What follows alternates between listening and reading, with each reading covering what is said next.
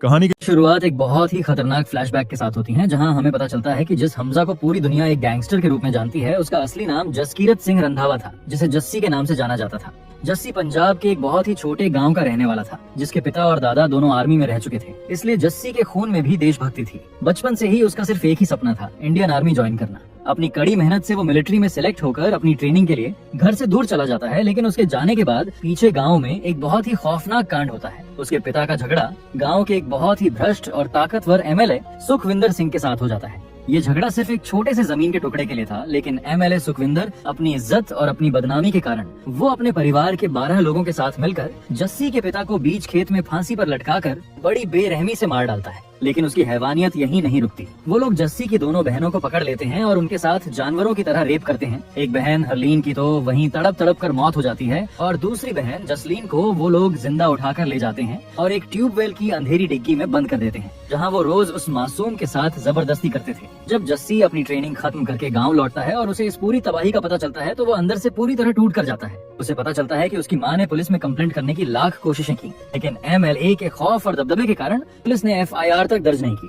इंसाफ न मिलने पर जस्सी अपने एक पुराने और जिगरी दोस्त गुरबाज पिंडा से मिलता है। गुरबाज पिंडा कोई आम आदमी नहीं था। उसके पिता पंजाब में एक बहुत बड़े नशे का सिंडिकेट चलाते थे और वो लोग अपना सारा माल यूपी के एक बड़े गैंगस्टर आतिफ अहमद से मंगवाते थे। एक दिन पिंडा ड्रग्स का ऑर्डर देने के लिए यूपी के इलाहाबाद जाता है और उसके साथ जस्सी भी होता है। पिंडा बहुत ही चालाकी से आतिफ अहमद से ड्रग्स के साथ साथ कुछ AK-47 मैगजीन्स और भारी मात्रा में हथियार भी मांग लेता है। आतिफ अहमद को थोड़ा शक होता है कि अरे तुम लोग तो सिर्फ ड्रग्स का काम करते हो, फिर ये हथियारों की क्या जरूरत पड़ गई। पिंडा झूठ बोल देता है कि भाई ये सब मेरे पापा ने स्पेशल ऑर्डर पर मंगवाया है। आतिफ बिना ज्यादा शक किए उन्हें वो हथियारों का बैग सौंप देता है। अब पिंडा के पास वो सारे हथियार आ चुके थे। वो सीधा वो सारी बंदूकों और मैगजीन्स से भरा बैग अपने दोस्त जस्सी को थमा देता है। अब जस्सी को वो सब मिल चुका था जिसकी उसको जरूरत थी। जस्सी बिना एक पल बर्बाद किए सीधा उस एमएलए सुखविंदर सिंह की हवेली में घुस जाता है। जस्सी बिना रुके बिना पलक झपकाए सुखविंदर के पूरे परिवार के उन 12 लोगों को एक एक करके कुत्तों की तरह मार डालता है। आखिर में जस्सी सुखविंदर को पकड़ता है और उसकी छाती पर बंदूक रखकर पूछता है कि कहाँ है मेरी बहन।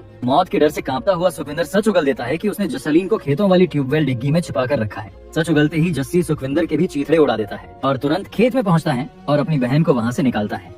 लेकिन कानून के हाथ बड़े लंबे होते हैं। जस्सी ने चाहे अपनी बहन का बदला लिया हो, लेकिन उसने एक साथ 12 लोगों का मर्डर भी किया था। जस्सी को गिरफ्तार कर लिया जाता है और उस पर केस चलता है। उसकी वकील उसे बचाने के लिए पूरी जान लगा देती है, लेकिन केस इतना शीशे की तरह साफ था कि जस्सी को फांसी की सजा तय हो जाती है और पुलिस उसे जेल में डाल देती है। फांसी से कुछ दिन पहले जब जस्सी को कोर्ट ले जाया जा रहा था, तो वो अपने दोस्त पिंडा से एक आखिरी वादा लेता है कि मेरे जाने के बाद मेरी माँ और बहन का ख्याल रखना। अब फांसी का दिन नजदीक आ रहा था। पुलिस की भारी सिक्योरिटी जस्सी को जेल से कोर्ट लेकर जा रही थी। तभी रास्ते में अचानक कुछ अनजान नकाबपोश लोग पुलिस पर एक बहुत ही भयानक हमला कर देते हैं। अफरा तफरी मच जाती है और उसी अफरा तफरी के बीच वो अनजान लोग जस्सी को किडनैप करके अपने साथ ले जाते हैं। फिर हमें पता चलता है कि ये किडनैपिंग किसी गैंगस्टर ने नहीं, बल्कि इंडियन इंटेलिजेंस के टॉप ऑफिसर अजय सान्याल ने करवाई थी। यहीं पर जस्सी की पहली मुलाकात भारत के सबसे खतरनाक प्लानर्स अजय सान्याल और शशांक बंसल से होती है। अजय सान्याल जस्सी को बहुत ही क्लियर शब्दों में कहता है कि जस्सी, मैं तुझे उस फांसी के फंदे से बचा सकता हूँ, लेकिन इसके बदले तेरी ये बाकी की पूरी जिंदगी अब मेरी होगी। जस्सी जो सिस्टम से धोखा खा चुका था, साफ मना कर देता है। वो कहता है कि मुझे अब किसी पर भरोसा नहीं है। मैंने हमेशा देश के लिए सोचा, लेकिन देश के सिस्टम ने मुझे क्या दिया। तब अजय सान्याल उसे समझाता है कि ये सिर्फ तेरी जिंदगी बचाने की बात नहीं है, ये देश के दुश्मनों को खत्म करने का एक दूसरा मौका है। अगर तू चाहे तो अपनी एक नई कहानी खुद लिख सकता है। सान्याल उसे पूरा यकीन दिलाता है कि जब तक जस्सी उनके लिए काम करेगा, गवर्नमेंट उसकी माँ और बहन का पूरा ख्याल रखेगी। ये बात सुनकर जस्सी के अंदर का वो सोल्जर फिर से जाग जाता है और वो इस खतरनाक मिशन के लिए हाँ कर देता है। अब जस्सी को एक बिल्कुल नई पहचान, एक नया नाम दिया जाता है, हमजा। हमजा की एक बहुत ही हार्डकोर और स्पेशल ट्रेनिंग शुरू होती है, जहां उसे दुश्मन देश में घुसकर उन्हें अंदर से खोखला करने के लिए तैयार किया जाता है। क्योंकि जस्सी को पुलिस कस्टडी से किडनैप किया गया था, इसलिए इंडियन गवर्नमेंट चुपचाप जस्सी की माँ और बहन के अकाउंट में हर महीने 30,000 रूपए पेंशन की तरह भेजने लगती है और ये पैसे अगले 36 सालों तक आने वाले थे। लेकिन दूसरी तरफ जस्सी की माँ और बहन को यही लगता था कि उस पुलिस एनकाउंटर और किडनैपिंग के दौरान उनके बेटे जस्सी की मौत हो चुकी है। मतलब साफ था कि जस्सी अपने ही परिवार की नजरों में मर चुका था और अब वो हमजा बनकर एक खौफनाक जिंदगी जीने वाला था। मिशन शुरू होता है। अजय सान्याल हमजा को बताता है कि जब तुम दुबई के रास्ते से कराची पहुंचोगे तो वहां तुम्हारी मुलाकात आलम जूस वाले से होगी। वो हमारा ही एक टॉप सीक्रेट एजेंट है, लेकिन याद रखना वो तुम्हारे सामने कभी खुलकर नहीं आएगा, बस पीछे से हर पल तुम्हारी मदद करता रहेगा। तो दोस्तों, ये एजेंट आलम कौन है, इसका बहुत बड़ा खुलासा आगे होने वाला है। खैर, हमजा को दुबई से सीधे कराची भेज दिया जाता है। दोस्तों, ये वही सीन था जहाँ धुरंधर का फर्स्ट पार्ट खत्म हुआ था। फर्स्ट पार्ट के एंड में हमने देखा था कि हमजा ने कराची के सबसे बड़े डॉन रहमान डकैत को मौत के घाट उतार दिया था। रहमान डकैत की मौत के बाद कराची का सबसे खतरनाक इलाका लियारी पूरी तरह से बदल चुका था। हमजा एक सुनसान जगह पर बैठकर अपनी पुरानी जिंदगी के पलों को याद कर रहा था। यानी अब तक जो हमने देखा वो सब हमजा की यादें थी। अब ट्विस्ट ये था कि हमजा ने रहमान डकैत को मारा जरूर था, लेकिन पूरी दुनिया और पुलिस को यही लग रहा था कि रहमान को एसपी असलम ने मारा है। इसीलिए हमजा किसी भी हालत में इस एसपी असलम को अपने रास्ते से हटाना चाहता था। रहमान डकैत के मरने के बाद लियारी में छोटे मोटे कई गैंग्स सिर उठाने लगे थे, लेकिन इन सब में सबसे बड़ा और खूंखार नाम उभर कर आ रहा था अरशद पप्पू का। ऐसा लग रहा था कि पूरे लियारी पर अब सिर्फ अरशद पप्पू का ही कंट्रोल होने वाला है।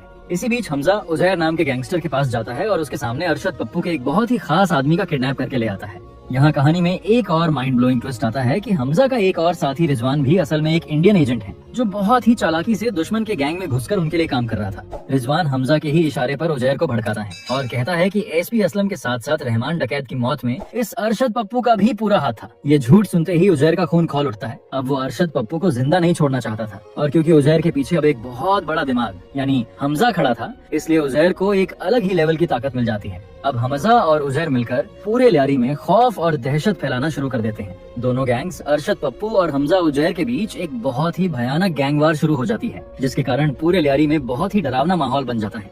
इन रोज रोज के हमलों और खून खराबे से डरकर अरशद पप्पू एक बिल में छुपकर बैठ जाता है और बाहर आने का नाम ही नहीं ले रहा होता है। तब हमजा एक बहुत ही खतरनाक मास्टर प्लान बनाता है। वो उजैर से कहता है कि पूरे लियारी में आग लगा दो, हर जगह बम फोड़ो ताकि वो चूहा बिल से बाहर निकलने पर मजबूर हो जाए।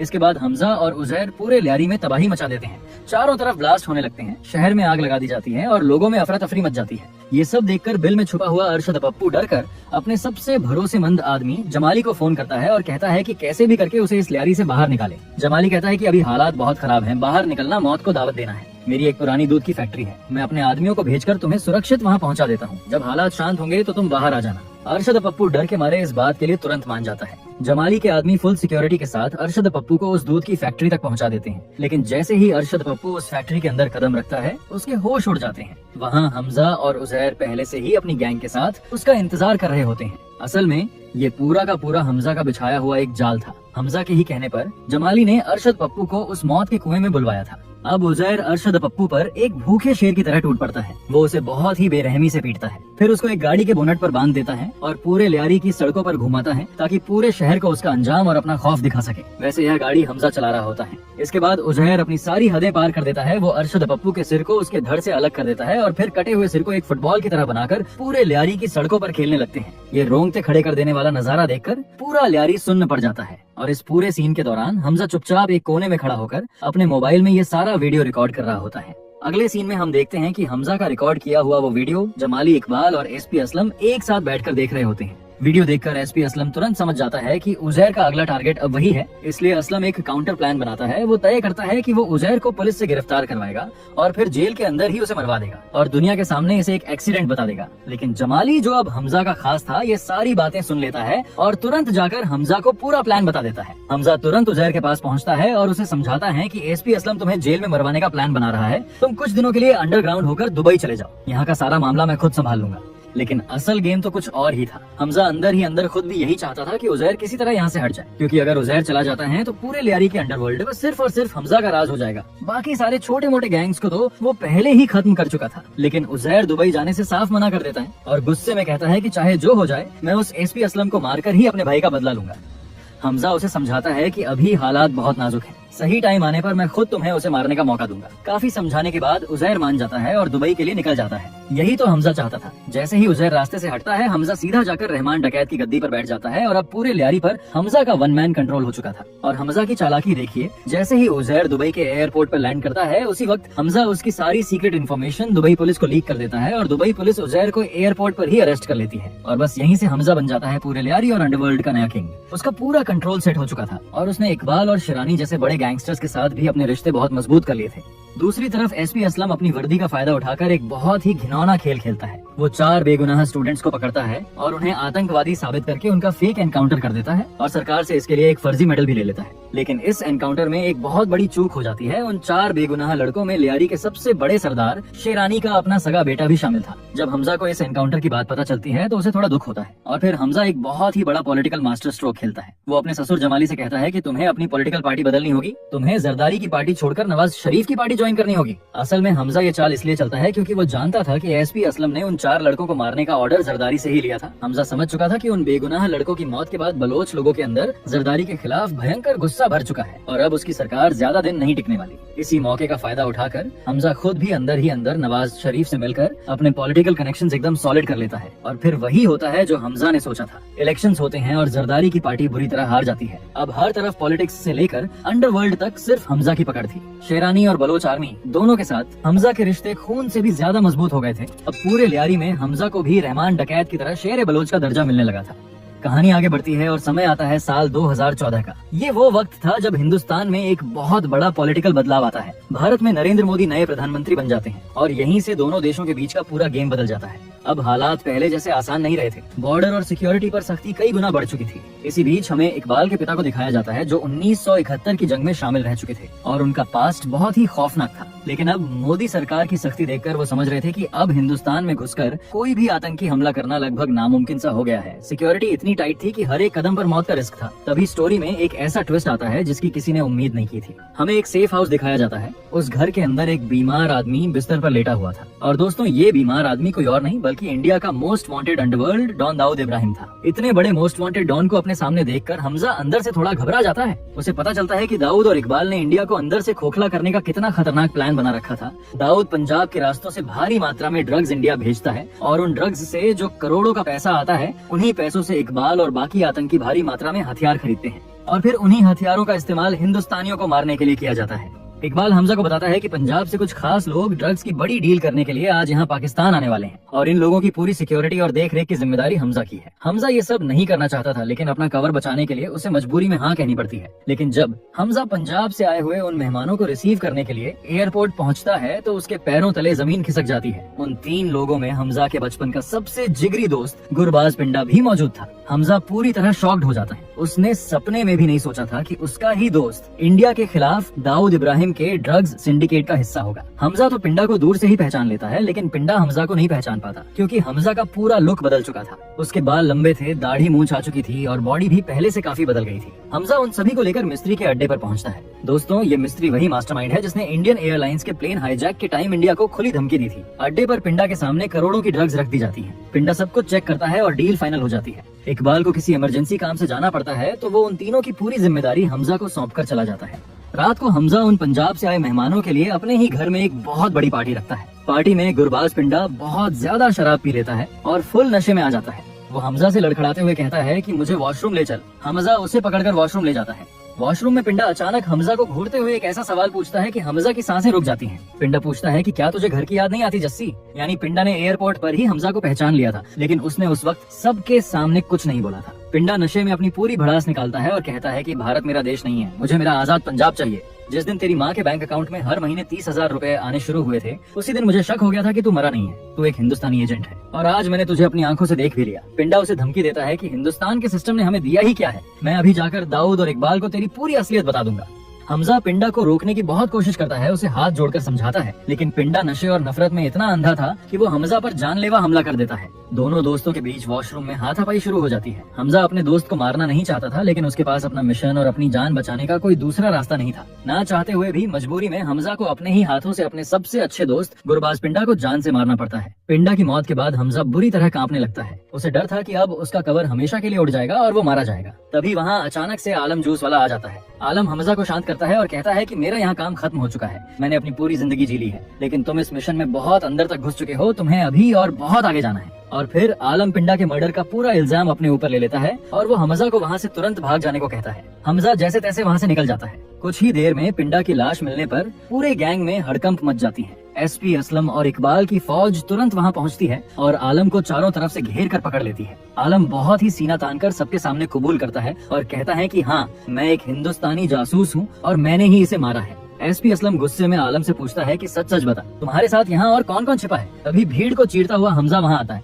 और बिना कुछ सोचे सीधा अपनी बंदूक निकालकर आलम को गोली मार देता है। आलम की वहीं मौके पर ही मौत हो जाती है। हमजा ने ऐसा इसलिए किया क्योंकि वो जानता था कि अगर आलम जिंदा रहा तो ये पाकिस्तानी उसे बहुत ही बुरी तरह टॉर्चर करके मारेंगे। हमजा अपने सीनियर को उस दर्द से बचाना चाहता था, लेकिन हमजा ने जिस हड़बड़ी में आलम को डायरेक्ट गोली मारी थी उससे एसपी असलम और उमर को हमजा पर शक हो जाता है। वो दोनों तय करते हैं कि अब वो हमजा की हर एक हरकत पर नजर रखेंगे। जब असलम और उमर ये सीक्रेट बातें कर रहे होते हैं तभी हमजा की पाकिस्तानी बीवी एलिना छुपकर ये सब कुछ सुन लेती है। हाँ दोस्तों, इस दौरान हमजा की शादी हो चुकी थी और उसका एक बच्चा भी था। एलिना को शक होता है तो वो तुरंत हमजा के कमरे में जाकर उसके सारे सामान की तलाशी लेने लगती है। काफी छानबीन के बाद उसे एक बहुत ही सीक्रेट डायरी मिलती है। उस डायरी में हमजा ने अपने उन सभी दुश्मनों के नाम लिख रखे थे जिन्हें उसे मारना था। ये डायरी देखकर एलिना के होश उड़ जाते हैं। वो समझ जाती है कि उसका पति हमजा असल में एक हिंदुस्तानी जासूस है। दूसरी तरफ हमजा अंदर से पूरी तरह टूट चुका था। आज उसने अपने हाथों से अपने दोस्त और अपने सीनियर दोनों की जान ली थी। उसके अंदर बहुत दर्द और गुस्सा भरा हुआ था। जब वो थका हारा घर पहुंचता है तो एलिना उसके मुंह पर तमाचा मारने के लिए खड़ी होती है। एलिना बहुत गुस्से में रोते हुए कहती है कि तुमने मुझे धोखा दिया है, तुमने मेरे देश को धोखा दिया है, तुम एक हिंदुस्तानी एजेंट हो, मैं तुम्हें जिंदा नहीं छोड़ूंगी, मैं अभी जाकर सबको सब कुछ बता दूंगी। हमजा शांति से एलिना को समझाता है कि मैं तुम्हारे देश का दुश्मन नहीं हूँ, मैं सिर्फ उन दरिंदों का दुश्मन हूँ जिन्होंने हमारे बेगुनाह लोगों का खून बहाया है। मुंबई ब्लास्ट में कितने बेगुनाह लोग मारे गए, क्या उनका कोई परिवार नहीं था? जरा सोचो, ये असलम जैसे पुलिस वाले तुम्हारे ही देश के बेगुनाह स्टूडेंट्स को पकड़कर फेक एनकाउंटर कर देते हैं। ये आतंकवादी और भ्रष्ट लोग हिंदुस्तान से ज्यादा तुम्हारे खुद के पाकिस्तान के लिए खतरनाक हैं। हमजा की ये गहरी और सच्ची बातें एलिना के दिल पर लग जाती हैं और वो समझ जाती है कि हमजा ने आज तक कुछ भी गलत नहीं किया है। एलिना उसे माफ कर देती है और उसे अलर्ट करती है कि एसपी असलम को तुम पर शक हो गया है, तुम्हें जो कुछ भी करना है जल्दी करना होगा, लेकिन एक बात याद रखना, इन सब के बीच हमारे बच्चे को कोई खरोंच नहीं आनी चाहिए। उधर दूसरी तरफ इकबाल का पिता उसे बार बार दाने मार रहा था कि वो कुछ नहीं कर पा रहा है। इकबाल का खून इतना खौल उठता है कि वो गुस्से में पागल होकर अपने ही पिता को जान से मार देता है। अब हमजा को समझ आ गया था कि उसका कवर कभी भी उड़ सकता है। अपने मिशन को सेफ रखने के लिए उसे सबसे पहले एसपी असलम को अपने रास्ते से हटाना होगा। इधर एसपी असलम भी एक घिनौना प्लान बना रहा होता है। उसने तय किया था कि वो उजैर को जेल ले जाने के रास्ते में ही एनकाउंटर में मरवा देगा ताकि उसका सबसे बड़ा दुश्मन खत्म हो जाए। हमजा सीधा बलोचों के सरदार शेरानी के पास पहुंचता है और वो शेरानी को भड़काता है और कहता है कि तुम्हारे बेटे और उन 3 बेगुनाह लड़कों को एसपी असलम ने ही अपने हाथों से मारा था। ये सच सुनते ही शेरानी की आंखों में खून उतर आता है। वो हमजा से कहता है कि बस मुझे इतना बता दे, हमजा की असलम कब और किस रास्ते से गुजरेगा, बाकी उसको मैं खुद फाड़ कर रख दूंगा।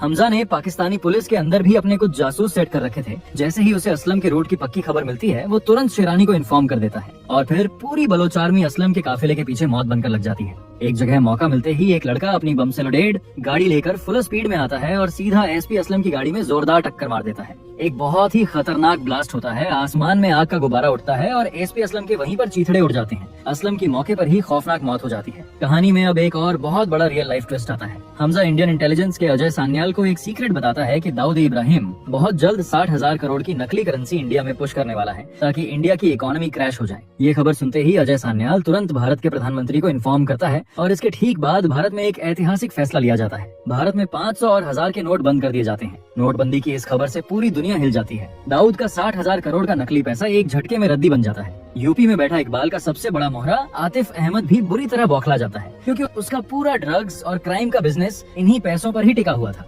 दाऊद का दायां हाथ जावेद अखनानी भी इस झटके से पूरी तरह टूट जाता है। अब दिल्ली से अजय सान्याल हमजा को एक खुला ऑर्डर देता है कि अब तुम्हें फुल परमिशन है, जितने दुश्मनों को मार सको चुन चुन कर मार दो। इसके बाद पाकिस्तान में टारगेटेड किलिंग्स का एक ऐसा खेल शुरू होता है जो किसी ने सोचा भी नहीं था। कई मोस्ट वांटेड आतंकवादियों को खुलेआम सड़कों पर ठोक दिया जाता है। हमजा भी फुल एक्शन मोड में आ जाता है। वो सबसे पहले जावेद खनानी और एयरलाइंस हाईजैक के मास्टरमाइंड मिस्त्री को बहुत ही बेरहमी से मौत के घाट उतार देता है। समय थोड़ा और आगे बढ़ता है। उरी हमले के बाद इंडिया पाकिस्तान में घुसकर एक बहुत ही खतरनाक सर्जिकल स्ट्राइक करता है और आतंकवादियों को एक करारा जवाब देता है। इसी दौरान यूपी के माफिया आतिफ अहमद को भी सरेआम गोली मार दी जाती है और उसका पूरा साम्राज्य मिट्टी में मिल जाता है। इसी बीच कहानी में एक नई एजेंट की एंट्री होती है, साजिया। साजिया एक डॉक्टर थी जो इंडियन एजेंट के रूप में काम कर रही थी। वो एक आतंकवादी को हॉस्पिटल में जहर का इंजेक्शन देकर बहुत सफाई से मार देती है। साजिया हमजा से मिलती है और उसे एक बहुत ही खतरनाक जहर पकड़ा देती है। ये जहर इतना खतरनाक था कि इसे सिर्फ छूने से इंसान की हालत गंभीर हो जाती थी और कुछ ही दिनों में उसकी मौत हो जाती और मेडिकल रिपोर्ट में ये सिर्फ फूड पॉइजनिंग लगता। साजिया ये जहर हमजा को इसलिए देती है ताकि वो इसे दाऊद इब्राहिम को दे सके,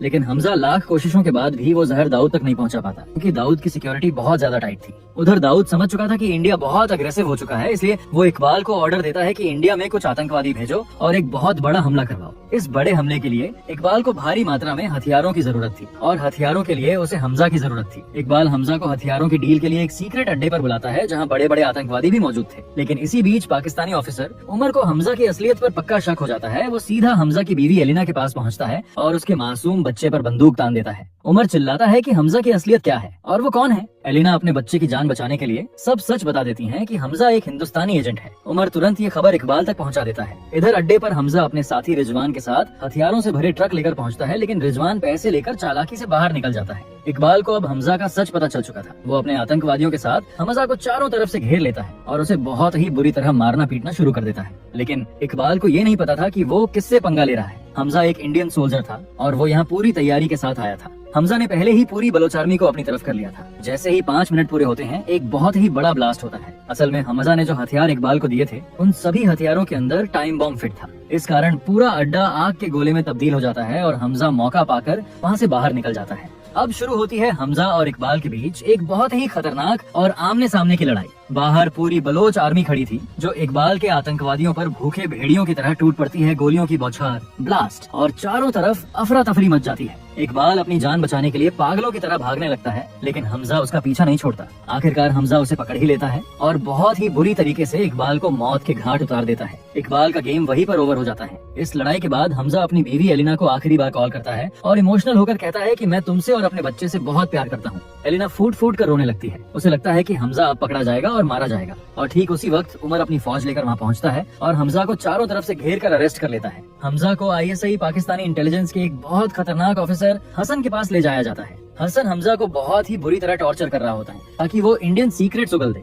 लेकिन तभी हसन के फोन की घंटी बजती है। लाइन पर होता है इंडिया से अजय सान्याल। अजय सान्याल सीधा हसन को एक बहुत बड़ी धमकी देता है कि अगर तूने मेरे एजेंट हमजा को जिंदा और सुरक्षित वापस हिंदुस्तान नहीं भेजा तो मैं पूरी दुनिया में ये खबर और सबूत लीक कर दूंगा कि तूने चंद पैसों के लिए अपने ही देश की सीक्रेट इन्फॉर्मेशन इजराइल को बेच दी थी। अजय सान्याल के पास हसन का एक ऐसा वीडियो प्रूफ होता है जिसे देखकर हसन के पैरों तले जमीन खिसक जाती है। हसन डर के मारे हमजा को सुरक्षित इंडिया वापस भेजने के लिए तैयार हो जाता है, लेकिन हसन कहता है कि अगर मैं इसे छोड़ दूंगा तो मुझे अपने सीनियर्स को क्या जवाब देना होगा। मुझे सारा इल्जाम किसी पर तो डालना ही पड़ेगा। हमजा मुस्कुराते हुए कहता है कि उजैर किस दिन काम आएगा। और बस हसन और पाकिस्तानी सिस्टम सारी तबाही और किलिंग्स का पूरा इल्जाम उजैर के सिर पर लगा देते हैं और उजैर को जेल के अंदर ही फांसी पर लटकाकर मार दिया जाता है। यहाँ पर मर चुके SP असलम का सपना भी पूरा हो जाता है। अब हमजा को पूरी सिक्योरिटी के साथ इंडिया वापस भेजने के लिए एक कार में बैठाया जाता है। जब हमजा कार के अंदर देखता है तो वो पूरी तरह से शॉक्ड रह जाता है। कार में उसके साथ जमाली बैठा था। यहीं पर इस फिल्म का सबसे बड़ा माइंड ब्लोइंग सीक्रेट रिवील होता है। हमें पता चलता है कि जमाली कोई पाकिस्तानी नहीं बल्कि इंडिया का एक डीप अकबर एजेंट है जो पिछले 45 सालों से पाकिस्तान में रहकर